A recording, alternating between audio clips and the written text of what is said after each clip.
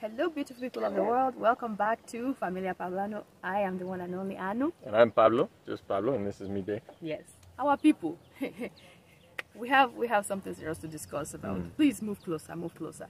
So we're asking ChatGPT, what is the most asked question about the #1 killer? And the #1 killer is Mama Africa, your children are home. So if you're one of our subscribers that's been liking, sharing, and subscribing, thank you so much. We appreciate you. Yeah. And Mil gracias. Yes, and if you're new to our channel, thank you. Welcome to Familia PablAnu. And what are you waiting for? Have you clicked the subscribe button yet? Don't forget to click the subscribe button. Click the little bell button Yes. to receive notifications so that you can follow along with us as we are posting things. And please don't skip ads. We appreciate it. Let's continue. Hypertension. And this is worldwide. It's a silent killer. There are no symptoms. It's crazy. Apparently 1 in 2 Africans living here in the African continent has it. I don't know about the stats other about half the US. have high blood pressure. They already have it. And pre-hypertension, I'm sure. Imagine 1 in 2. 1 in 2. Oh, just like diabetes, you know. What questions do people have about stroke? This is what people are asking when they're asking about stroke. And stroke, by the way, stroke, heart attack, all of these cardiovascular things are because of hypertension, because of high cholesterol, diabetes, things like that. and yeah. Right. All of these causes. So we say, again, what questions do people have about stroke? And they said ChatGPT, I should say, said people often have questions about the warning signs of a stroke, right? Yep. Like if they're maybe thinking, maybe I felt something, maybe, you know, they want to know what the warning signs, there aren't any. Also what the risk factors are, right? What could cause this, which is great. That means some people are at least looking up to help themselves. What can we do? Yeah, try to prevent it, yeah. Unfortunately, and we'll show in a moment, we Googled risk factors, and what you see is shocking, shocking. So prevention methods, which is great as well, right? Prevention, people looking up how to prevent this. But again, when you look into Google, you don't find anything that's helpful. Or you have to look very far. Yeah. And lifestyle changes post-stroke. Now that is the mind-blowing thing, because again, like I've been telling people, like, unfortunately, people don't always, they take health for granted until they get that diagnosis. That when they get that diagnosis, or even worse, they have something like stroke, then they start looking for, lifestyle choices, because they know about stroke. The doctors have probably told you, like, if you have stroke, or if you're eating the food that gives you stroke, the stroke is going to come out in a period of 2 to 5 years, and that next one that comes will probably be the end. It will probably take you. So people, when they hear that from the doctor, okay, now how do I get my food in order? Then they're interested in lifestyle changes, right? To prevent another one, because they know that they're fighting for their lives. It's deadly, you know. So.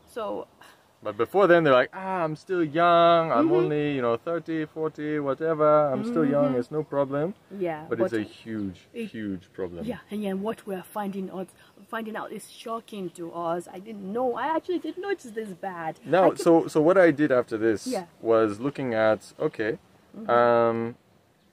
what is the leading cause of hypertension and high blood pressure? When you Google this, and again, I don't always trust Google for many reasons. When you Google this, it says high blood pressure usually develops over time. It can happen because of unhealthy lifestyle choices, such as not getting enough regular physical activity. It's interesting. Wow. They bring up physical activity, which I don't know how that helps these things. I suppose it helps expand your But things, that is not. but it's not the main cause. So you keep reading and you keep looking down. It says health conditions such as diabetes and having obesity. Okay, how does that happen, right? You can also increase risk for developing high blood pressure. So then you keep looking, keep scrolling down. You see them saying, oh, the cause is, and then they start naming. Kidney disease is a big cause of secondary hypertension, right? Adrenal disorders. They start talking about all these things. And then you say, where does that come from? What happens to your kidneys? It's not natural. Naturally just have kidney disease. And so then you keep scrolling.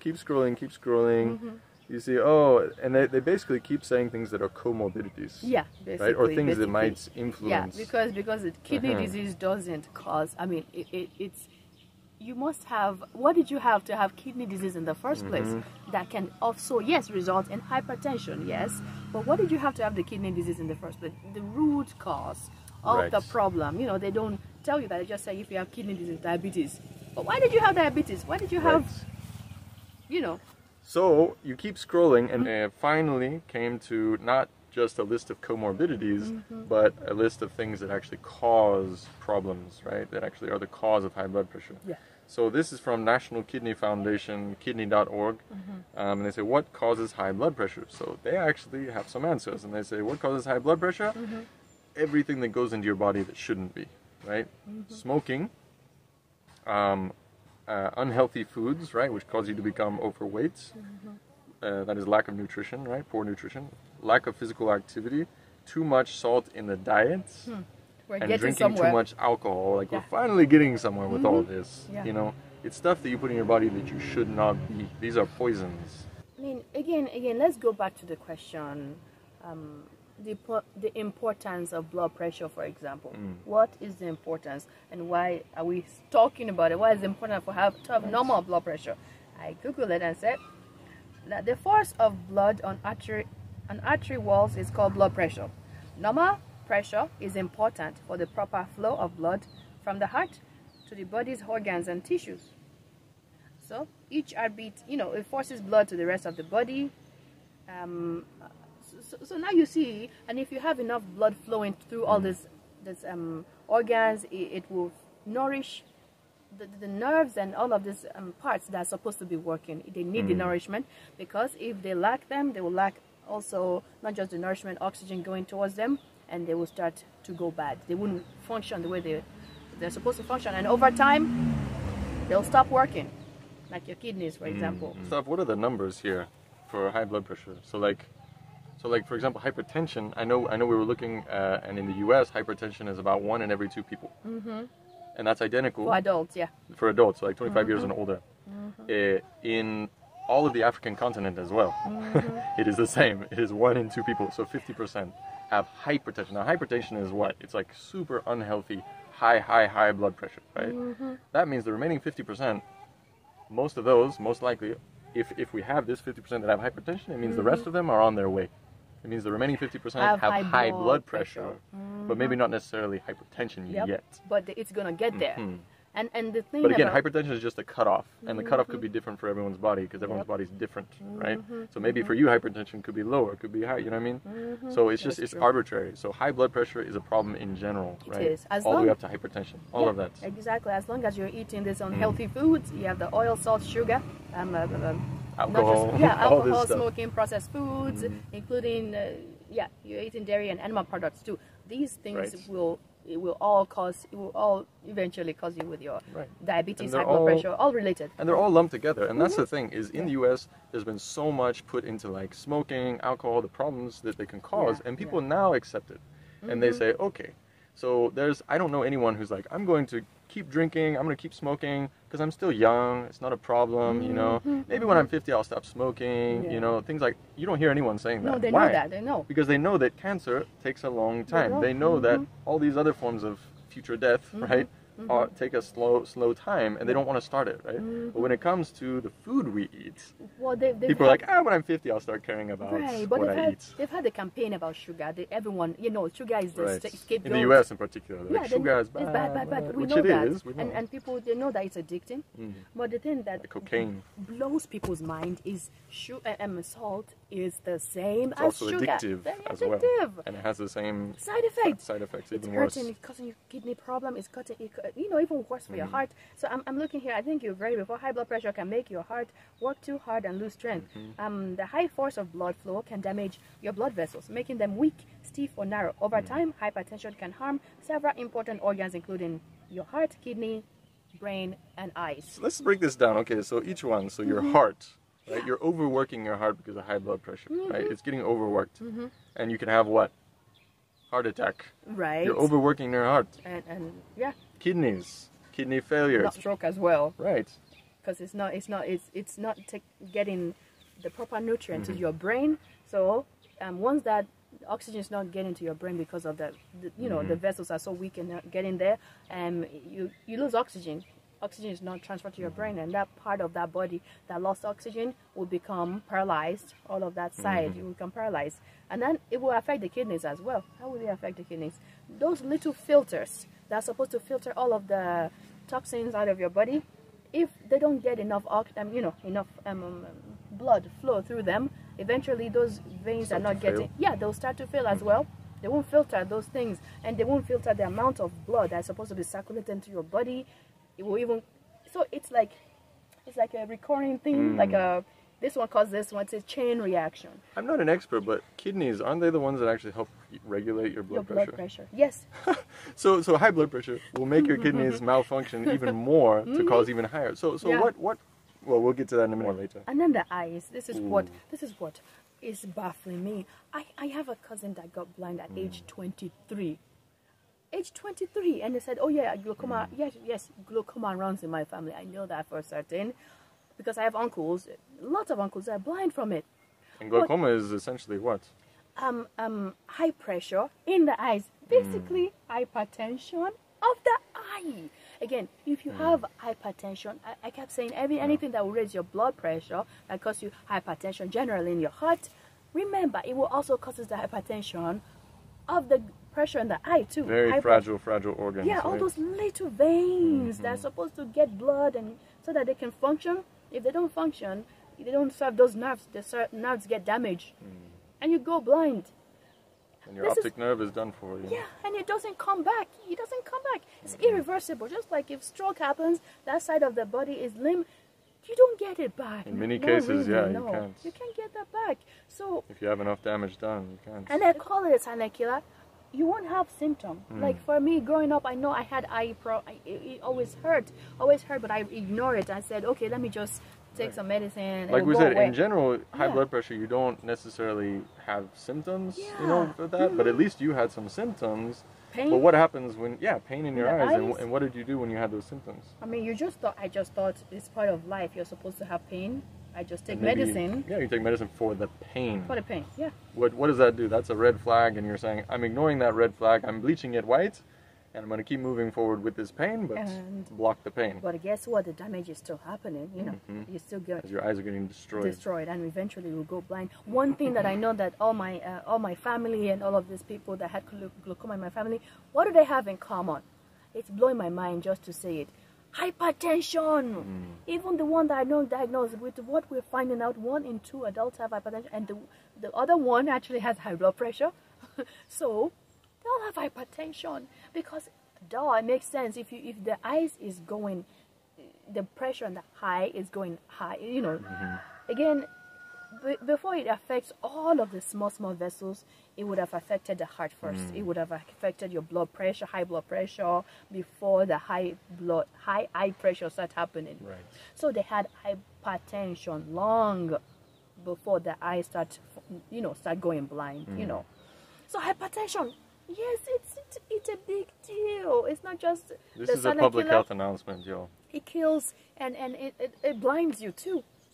I didn't know. It actually blows my mind. I keep telling people salt is bad, but I didn't know it is to this extent. Like 1 in 2 people is having hypertension. Have hypertension, not just high blood pressure. High blood pressure is what everyone else got, right?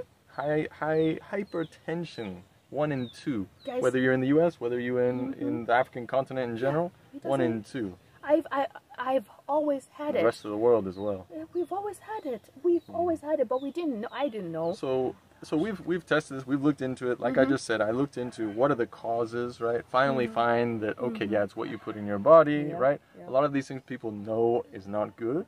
So then people will say, I eat healthy, right? I'm healthy. I don't drink. I don't smoke, right? I don't, do those things. Yeah. So I'm good, right? And I eat fairly healthy. Right. But the thing is, who do you know who doesn't have salt in their house?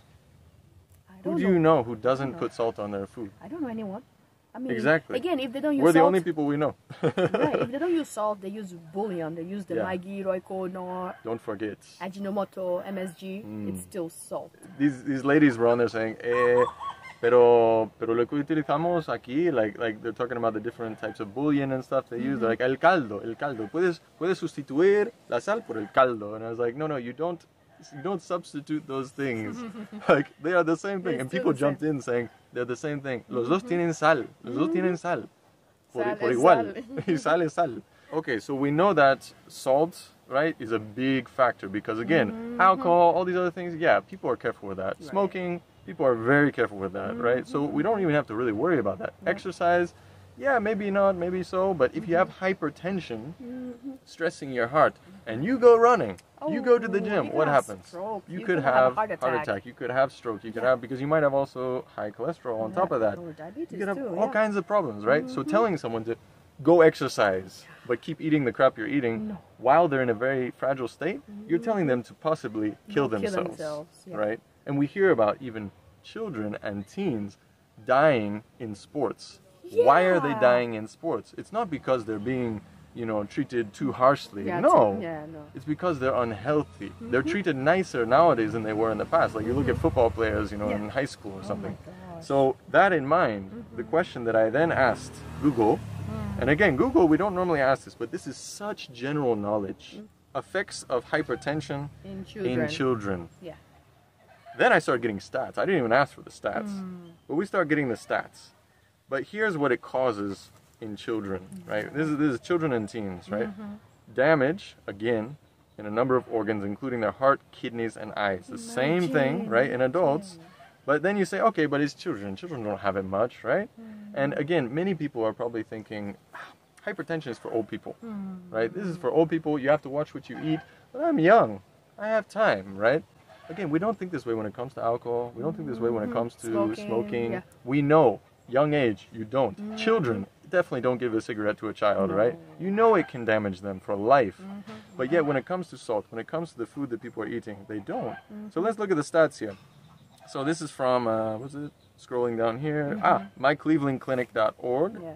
What did they say about it? They say, in the U.S., in the U.S. alone, 1 in 25 children and teens have hypertension. That's hypertension, not high blood pressure.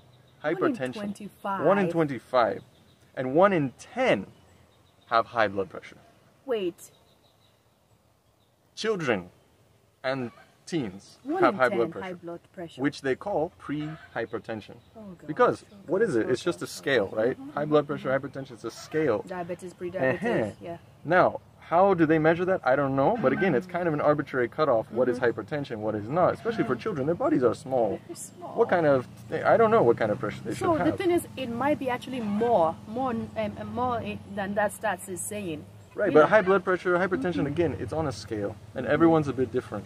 So where's that cutoff? I've seen children... It's dangerous no matter what. I was looking at TikTok the other day. They said this kid, probably 10 years old, have kidney disease. And again, my mind went to, maybe they had a lot of sugary drinks. Maybe they didn't drink water ever. They just drank Coke and Fanta, like around here. Yeah. But we are forgetting this silent killer. The #1 problem is salt. It's salt. I mean, sugar and salt, they are the same thing. They're going to damage you the same way. But people, of course, people are knowing about sugar already. No, sugar is bad, bad, bad. But no one is talking about salt. And corn syrup, they're like, oh, that will destroy your kidneys. And that's why in Europe, corn syrup is not allowed. But people are drinking in the U.S. like it's water, you know? But no one is talking about salt. No one is talking about salt. We got to talk about salt. So here's a quote from them, actually. This is, again, myclevelandclinic.org. And it says, over time, high blood pressure can damage a child's organs because their heart and blood vessels aren't delivering blood to their organs the way they should, like you said. This can damage a number of organs, including their heart, kidneys, and eyes, and also brain, which we'll look up in a moment as well. Because of this, it's essential to diagnose and treat pediatric hypertension as soon as possible. So if you believe that, hypertension is for old people, no, children have it. This is like saying cigarettes are for old people. That's a problem for old people. You can take cigarettes now. As a child, it's fine. Your body will bounce back. No, you're destroying your children's kidneys, hearts, everything. Their brains are so young that it's still growing. It's being damaged by this thing, and you having children with Alzheimer's. How? I can't. And then I look. And then you see, one moment. Many children. You see a lot of children now wearing glasses. I'm like, why? How are they wearing glasses? Why are they wearing glasses? Are they born with some, some eye problem or something? You see them at age 8, 10, they start wearing glasses. Yes, you think about salts that they're eating that is causing damage to their eyes. Yeah, guys. Okay, now when we're talking about salt, I'm not talking alone about sodium chloride, Himalayan salt that you pour there, sea salt, whatever. I'm talking all of them. Yeah, including soy sauce. Soy sauce as well.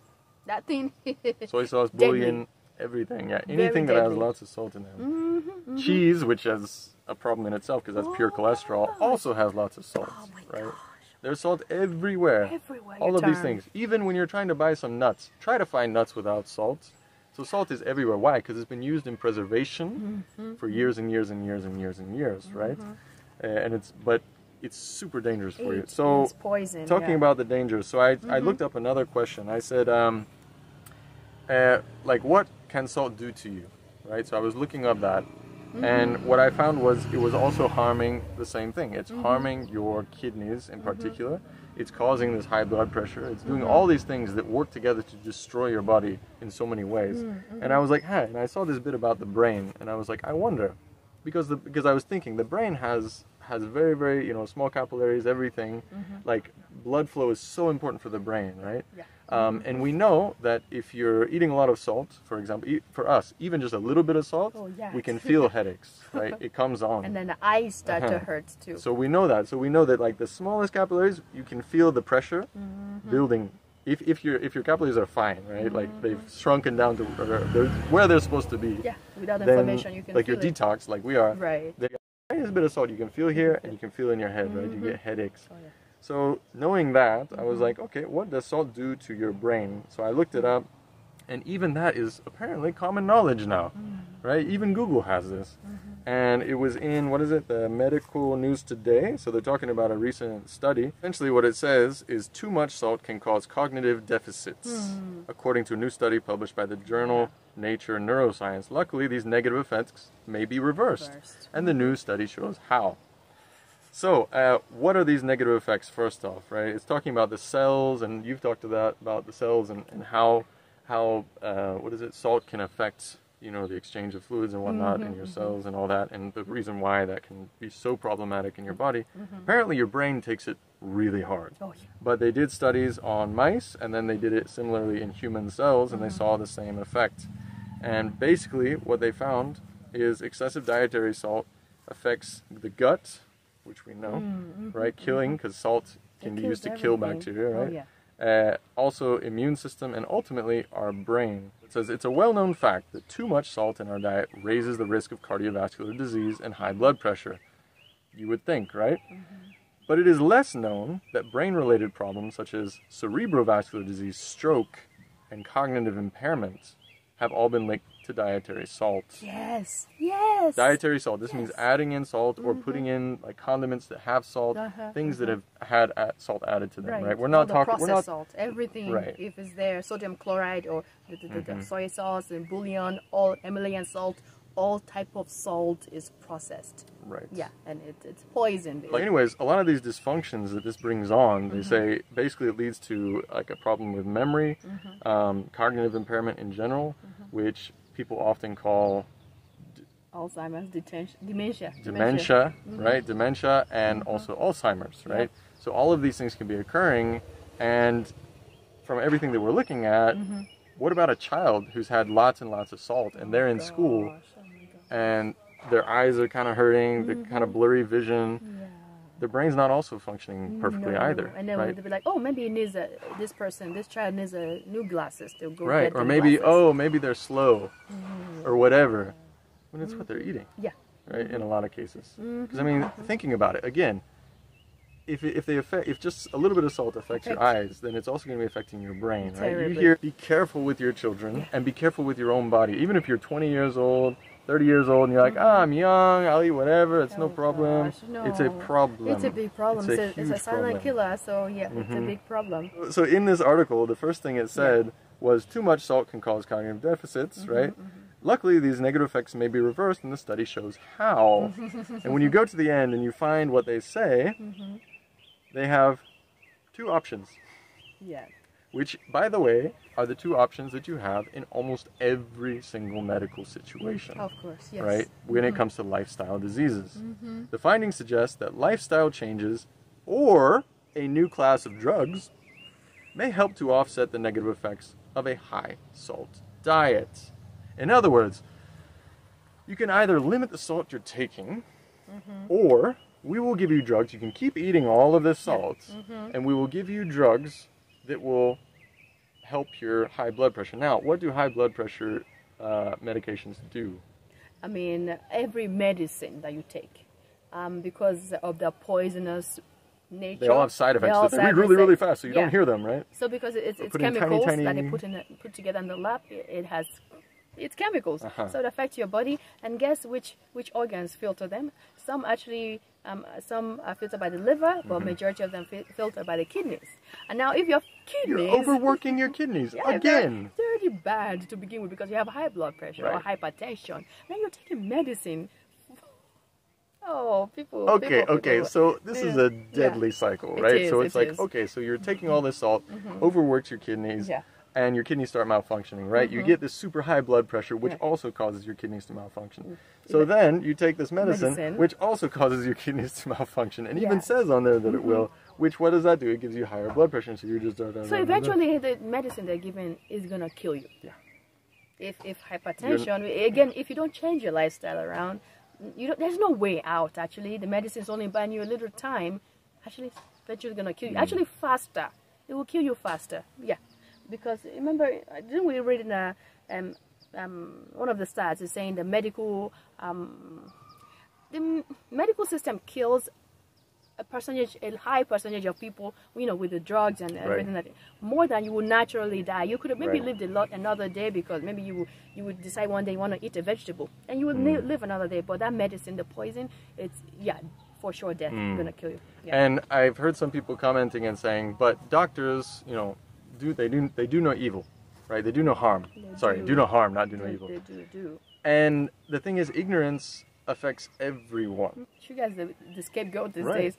Sugar's people are cutting sugar out entirely, which is great, because there's sugar in so many places that are natural and healthy for you, like in fruits, right? And in vegetables. It's very healthy for you. Ways to control your high blood pressure without medication.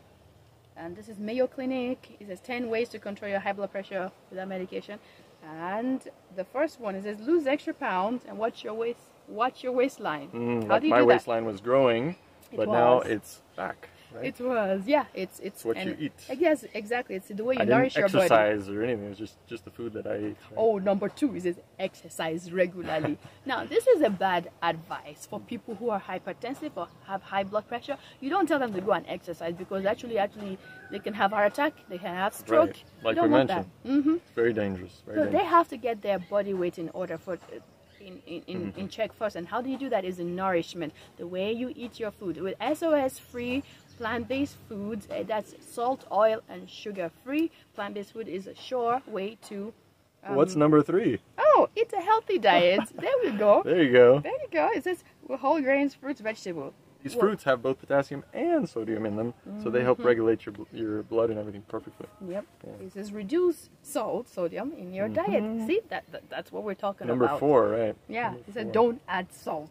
Use herbs and spices and food. We've already talked about that. So we know these things. The number 1 thing is it's the way you nourish your body. I'm, for example, I'm a living proof. I was pregnant with our first. Actually, I have been hypertensive my whole life, but I always ignore it and reject it. And I just thought, oh no, I'm fine. I eat healthily, I exercise, I must be fine. Until I got pregnant, I was 9 months pregnant, and had to be emergency. The baby had to come out that day. Thankfully, it was natural birth. Because of high blood hypertension. Yeah, hypertension. They said gestational hypertension. That's what they call it. So, but the thing is, it's not gestational. I had it before. It's a pre-existing condition. I just didn't know. It's a silent killer. Exacerbated by pregnancy. Exactly. And then, when we switch our food around, my 4th pregnancy and my 5th one, I checked my blood pressure the exact time I did with the first one. And what was my blood pressure? 109/58. I remember that vividly. I'm like, wait, am I Which is like the same as mine. I was shocked. So this is my proof that when you change your lifestyle around, you change the food, the way you nourish your body, you see the result, and hypertension is gone. So yeah, my blood pressure was back to normal. Right now, I checked it when I was pregnant with my 5th unassisted home birth baby. SOS, free plant-based food, and my blood pressure was normal. Very normal. I was amazed. So they're saying that, yeah, you put pressure on your body because of pregnancy. No, it's the food that you eat that does that. That comes to the end of our of this segment. Thank you so much for watching. We really appreciate you. We will catch you in our next vlog. Don't forget to like, share, and subscribe. And any ads that pop up, try clicking on them. Yes. See what you get. You know, I actually do that. Thank you so much. We'll catch you next time. Until next time. Bye. Adios. Ciao.